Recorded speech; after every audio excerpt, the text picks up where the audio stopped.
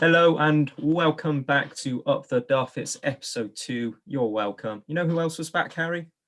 Who, Ben? Who's back? Cheltenham Town fans on Saturday. And what a game it was. Cheltenham scoring 5 in an 8-goal thriller against third place Exeter. And what was it like to be back? It was incredible.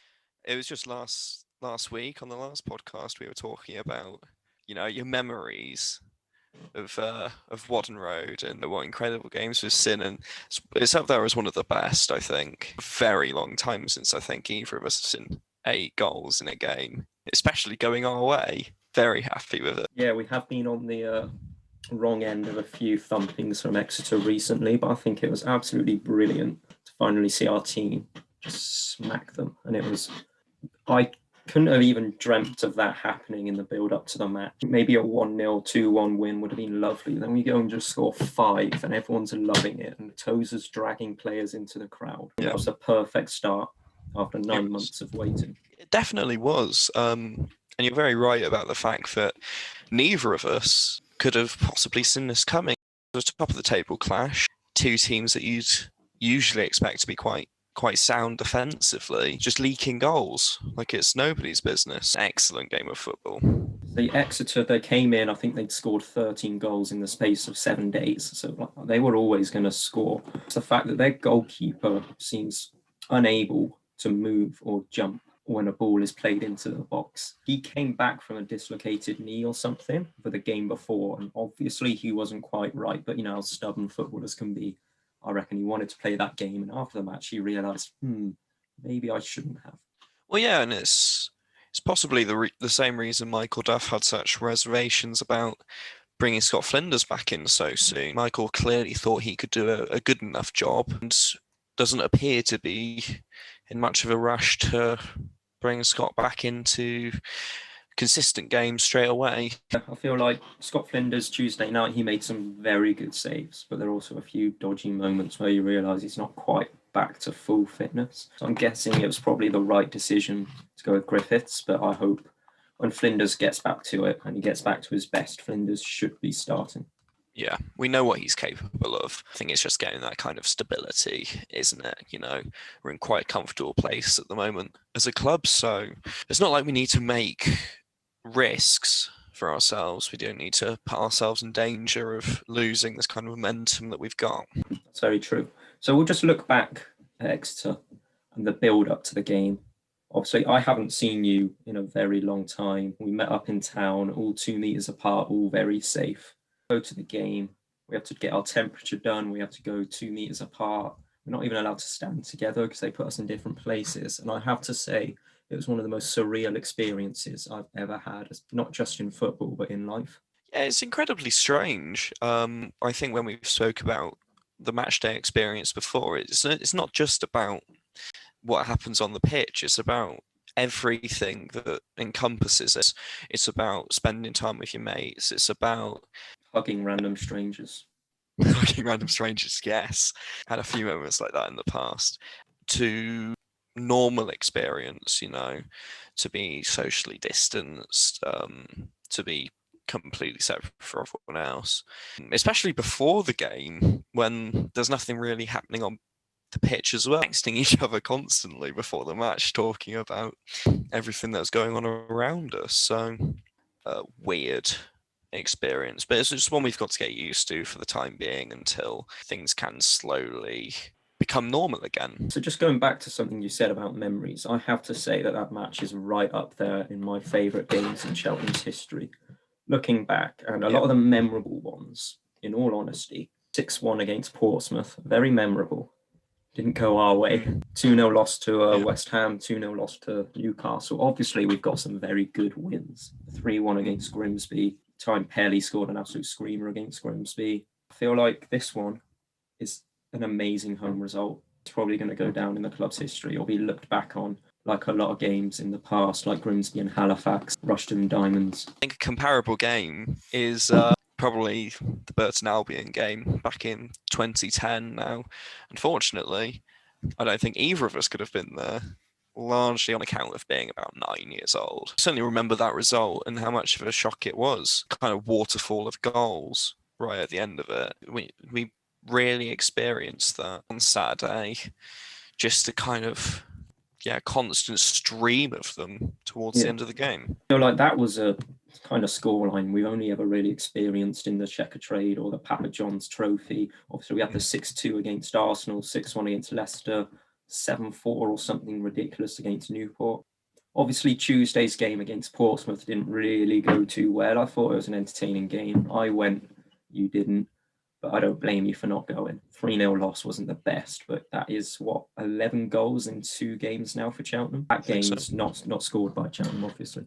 We have differing opinions on the Papa John's Trophy. So if you'd like to just start us off by saying why you don't like it. No, I don't enjoy the EFL Trophy. It's not to say I don't understand the reasons why it exists. It does have its relative merits, but to me as a fan, certainly, I don't enjoy watching the games or attending the games. It stems from kind of it not having the competitive edge of the other competitions, you know. Look at the other cups and you think, right, well, we're playing for something here. This is very serious. Both teams are going to be fully committed to getting a result in this game. Whereas in the EFL Trophy, you're not seeing your first team lineups. You're not necessarily seeing teams playing for anything other than prize money.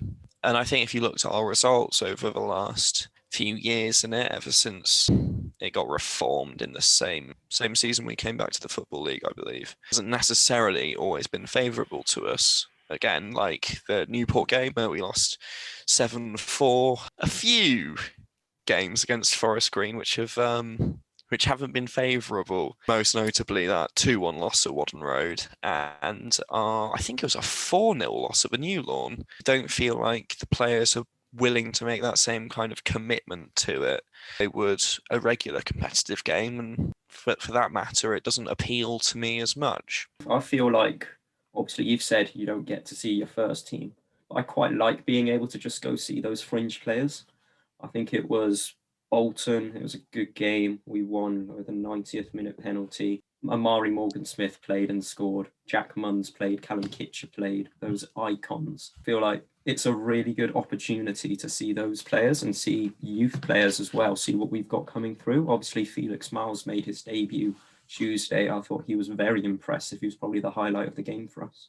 Yeah, that's certainly the biggest merit of the competition, isn't it? It's good for the youth players to get minutes against actual professionals, and that's obviously very good for them. Yeah, obviously it's really good for the club because they can actually bring these players in. Obviously, we've seen some managers in the past kind of fret at the opportunity to play youth players. That Wickham game a few years ago, 3-3, when Scott Brown was tied because he couldn't play against his parent club. We had Reece Lovett on the bench, and for Gary Johnson, instead of playing Reece Lovett, he decided to bring in that emergency loan. Rob Lainton, wasn't it? Yes, it was. An interesting record of 3 conceded and almost 1 casualty. It's just the fun little tidbit that he was the goalkeeper that conceded 5 to us in the Port Vale game the year afterwards. Just looking back at our time in the Papa John Checker Trade, whatever it's called, EFL Trophy, we've come up against some big names in the academy sides, and I feel like giving those players the chance to be playing against professional clubs has been really good for their development. Against Arsenal, we had Bukayo Saka. He's obviously gone on. He's made about 36 appearances in the Prem, scored twice. He's a regular among Arsenal's first team. Hamza Chowdhury, who's played 39 games in the Prem with another 2 goals. Harvey Barnes, obviously being the standout here, 65 appearances, 10 goals. He is a first-team regular at Leicester now. We also, at Swansea, had Joe Rodon, who we then took on loan and has now gone on to go to Tottenham. Played 4 Premier League games in his time. Not quite scored yet, but I feel like maybe this competition has really given them the chance to push on and show what they can do.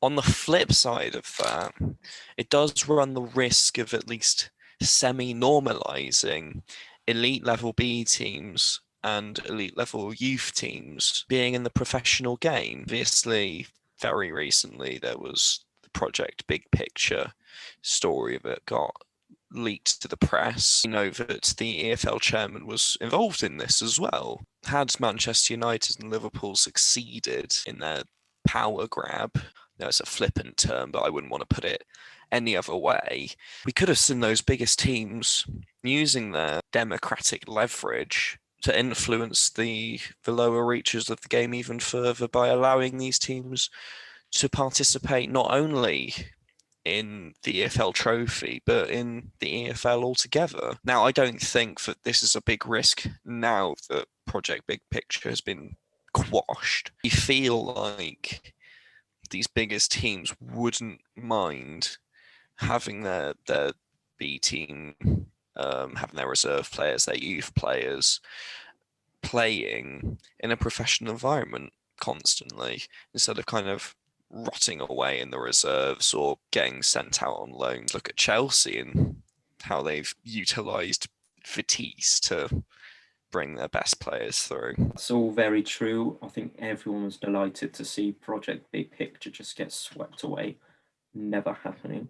And I guess this B team coming into it is a worry, but at the same time, their record in the competition shows they're not Football League standard. They've got a few wins. I think Cheltenham have only ever lost once to an academy side. The furthest they did once make it to a semi-final. I believe that was Chelsea, but they've never made it to the final. If that were to ever happen, and that they were like, yeah, we're going to let these B teams come into our leagues, the fans would revolt, and hopefully that would see it just get quashed. Yeah, you definitely hope so, wouldn't you? It's just a case of whether they would stand up and listen. I mean, the fans put in a little bit of a revolt when the EFL trophy got reformed. You know, there was obviously the B team boycott where fans did kind of abstain from these games for a while. To an extent, they still do. Not enough for the clubs to and the EFL in general to take any notice of it. I feel like the benefit of having these young teams involved in football in this environment just outweighs how the fans feel about it and how they don't like it, because it clearly has done something right. We're starting to win at age group competitions, starting to do very well on the international scene with all our young players coming through. And I feel like we can't ignore the impact that having academies in the group stages has had on the young players' development.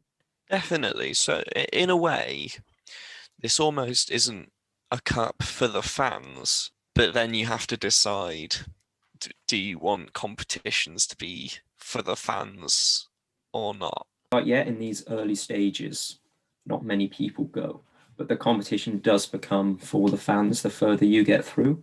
You look at 2019's final, that had 85,021 people watching Portsmouth against Sunderland. You couldn't go there and tell any of them that this isn't a real competition because it's got a load of under 21 players. That's the thing, isn't it? People can complain all they want, but at the end of the day, if your team goes to spend a day at Wembley, you're going to go. Can you imagine? It's 1984. You think your team is going to go play at Wembley, but the Horse of the Year show has damaged the pitch and the EFL Trophy final has been moved to Hull.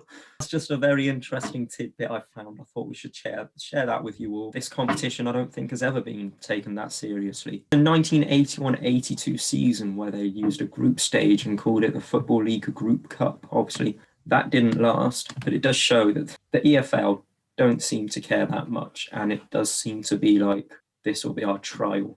If it works, we might do it. If not, we'll change it. So maybe, yeah, they will change it and the academy teams will be moved out at some point. But for the time being, I'm fine with it. Adults have to play against kids, but also gives the chance for kids to play with the adults. I spoke to Pete Haynes, and you can read about it in the article I'll link in our description on YouTube or on my Twitter at here's_Ben_, where he loves the competition. His exact words were, personally, I think it's a brilliant competition. Now, Harry, who would you say Cheltenham's best striker is at the moment? I think it's George Lloyd. Funny you should say that.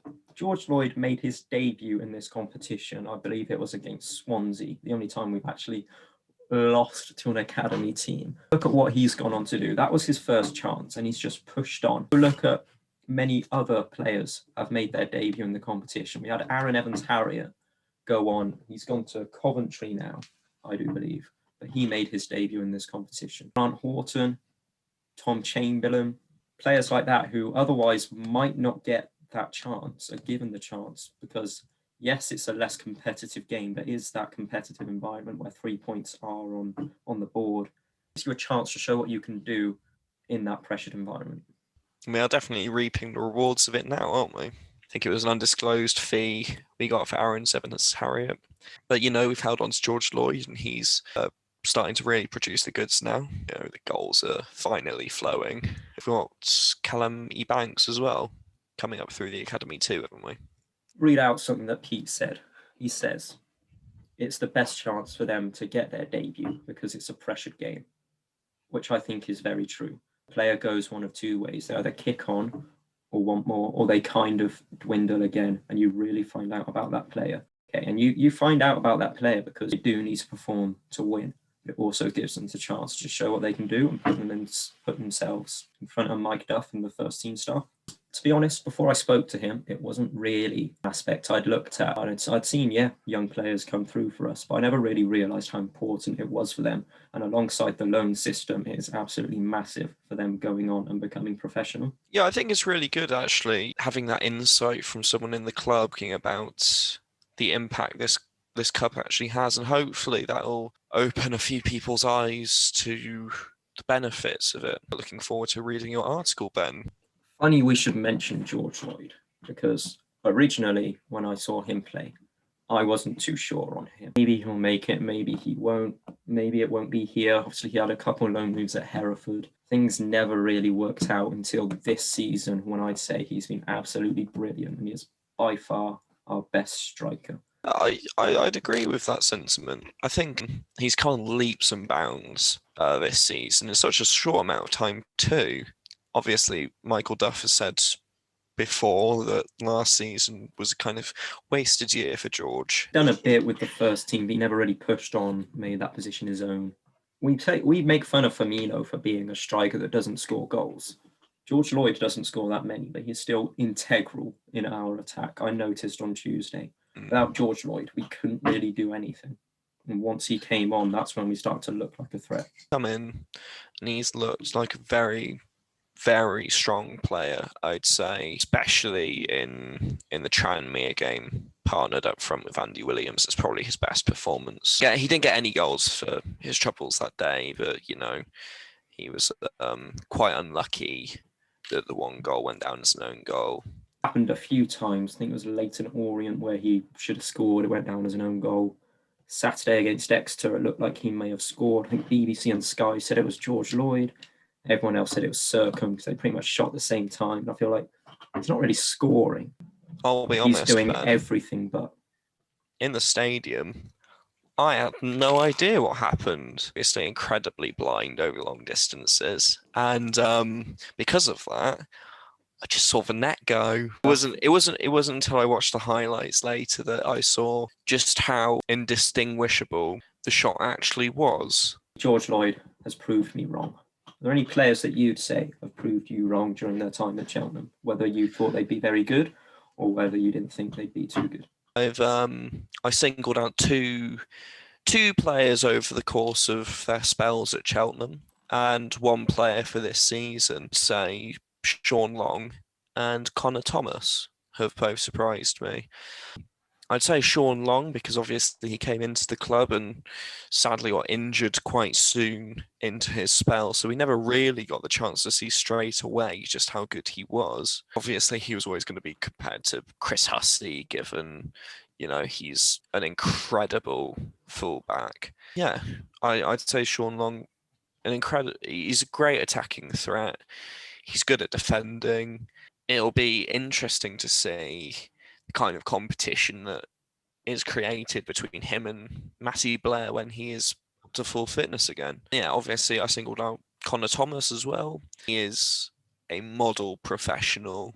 The way he goes about his business, at the start, it almost seemed quite lethargic. He seemed like this kind of Rolls Royce player, but he's just incredibly calm and level-headed. He's so reliable in so many different conditions. You really have to hand it to him. He is one of our best midfielders and by far the best penalty taker at the club due to this kind of effortless composure that he has. This season, I'd say a player that has surprised me more than anyone else is Will Boyle. I think he was overlooked last season because of Jacob Greaves, obviously being this immense talent who's making first team appearances a whole now. And that goes so far to saying how good he was. Obviously, Will Boyle made that mistake in the second leg against Northampton, which we won't dwell on for too long because don't really want to remember that. But he is such a good defender. He is so good at dealing with the attrition of League Two. That physicality, that strength. He's good at hoofing the ball out when he needs to, doing a job. He's so good from set pieces at scoring goals. Even on goals with Dan Holman, which is an absolutely mental thought after Holman just went on a mad one in the National League. That's all you need to know, though. We take him out and we've lost 19 goals. You could see Tuesday night that without him in the box, we're not really an attacking presence at crosses. When he tries to play it out, it is absolutely terrifying to watch, and he can play a few stray passes. That's his biggest weakness, isn't it? And probably the biggest threat to his place in the side, a passing centre back. Someone with the ability to defend like him, but with the ability to play a good long ball. It's very unlikely you'll be able to find someone who can pass and score as a centre-back like Will Boyle does. The only players who are a threat to his position are ones who are in higher leagues at this point. Threat, I'd say, is Jacob Greaves. Yeah. So speaking of another defender, one I thought was Ben Tozer. Now, when he came in, I was just in a Year 12 law lesson scrolling through Twitter. I wasn't the best at law, as you can tell. And I saw the tweet saying, Cheltenham Town are delighted to announce the signing of Ben Tozer from Newport. Now, my law teacher was from Newport. Her husband, season ticket holder, I think. It's like, you got any idea who Ben Tozer is? It's like, no idea. To be honest now, put your phone away. We're trying to look at people dying. So it's like, yeah, fair enough. I had a look. It was like their second choice centre defensive midfielder or something. He'd actually rejected a contract extension to come here. So it's like clearly Newport wanted to keep him. Now, we can't forget the time Ben Tozer went up front. No, I don't think there's any Cheltenham fans who are going to forget that horrifying moment. To be fair to him, he hit the post, I think. He's certainly an aerial presence. How different things could be if that shot had gone in and Ben Tozer had become a striker instead of our centre-back. I've saved Gary's job. Oh, God, it would have as well. I'd never thought of it like that, but fair play to Mike Duff. He has turned Tozer to not only one of the best centre-backs in the league, but into a leader, soon into a legend, I have to say. Absolutely brilliant for us. In the future, when people think about this era under Michael Duff, they will think about Raglan, Tozer, Boyle as that key element to the squad. The reason why for so much of last season is a team that would only concede one goal in a game, they wouldn't concede any more. If the season had played out, probably would have got automatic promotion, and it would have been because of their defensive efforts. Hopefully this season they'll get their reward. I mean, last year we conceded the least goals out of any team in the top 4 leagues. Absolutely mental. We were just so good in defence. I think that Northampton game was the first time we conceded more than 2 or something. But I still feel as though we are one of the best defences in the league, which is it's a far cry from what we had before, where we'd be shifting 3 or 4 a game, 6 a couple times. Yeah, I can't remember when the record started last season, but it certainly didn't kick in straight away. It was around that winter time that we started to see that sheer consistency of things. So there's no reason to suggest a similar pattern can't be found again at some point soon. It remains to be seen, of course. Another player that proved me wrong was Scott Flinders. Obviously, he came in, he was unattached. Have a look at his name on Twitter. He's Butter Flinders.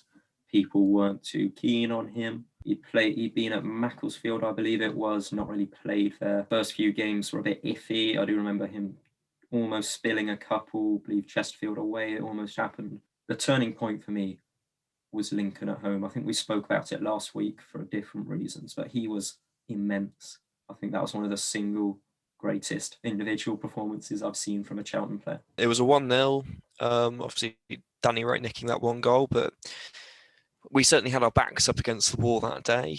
And yeah, Scott Flinders made an incredible amount of saves. He certainly proved a lot of us wrong. It didn't start the best. It was a 1-0 defeat to Stevenage, I believe his debut. In his first 10 games, we got 3 clean sheets. It's not bad, picking up 15 points, but certainly it could have been much better. Flinders gives us something now that Griffiths doesn't. He just commands his area. He'll come out. He'll push players out the way to get the ball. He's a lot braver, as you can tell from the Bradford goal where Griffiths was kind of left in no man's land. But it's a bit unfair comparing these two, when another comparison to be made was Scott Flinders to John Flatt, the man he was brought in to replace. There's a lot to be said about John Flatt's time at Cheltenham. Second spell, that is, obviously the first spell is just a nice distant memory of winning the National League, but it wasn't so pretty. 3 or 4 appearances before Johnson was like, nah.